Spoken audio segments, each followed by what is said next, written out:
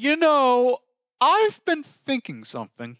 Have you ever wondered why not all books are adapted into movies? I mean, besides length of the story, of course. Maybe it's because certain forms of storytelling are difficult to adapt into one medium over the other. Take, for example, Catcher in the Rye. It's a 1951 novel that's been around for decades, but nobody's adapted that into a movie.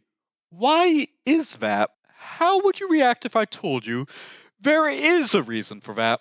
The book in question is very monologue centric, meaning that every single thing you're being told that's interesting is conveyed through a character's internal thoughts and feelings. There is very little to no dialogue in the actual book, and you're mostly witnessing it through some guy memorizing the events and speaking out loud like he's a private investigator. So, in other words, you're not really witnessing a conversation. It's mostly a first person narrator who witnessed all these events and he's telling you this. Which, in a film format, is kind of boring. Actually, it might be boring in a book format too. So, how did this story get notoriety again?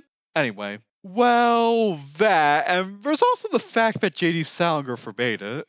So, that's why there have been no adaptations of Catcher in the Rye ever put to screen. However, our story doesn't end there. How would you react if I told you that at one point somebody offered J.D. Salinger a chance to get his book adapted into a movie? The person in question was a rather bizarre psychedelic animator from the early 70s who aimed stuff for adult audiences. That said, his films were of rather, should we say, dubious quality by today's standards. So, this rather erratic gentleman decided to contact J.D. Salinger, offered to make him a movie that had a live action prologue and epilogue, and the entire thing be animated.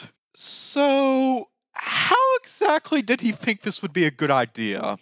I mean, call me crazy, but I don't think anyone who's trying to be a serious author would think a psychedelic artist, one for drawing weird, bizarre imagery, would be my cup of tea when adapting my work. It's just a hunch, you know? Funnily enough, much to my surprise, J.D. Salinger turned down the deal, going as far to say he didn't think the book would be fit for any other medium.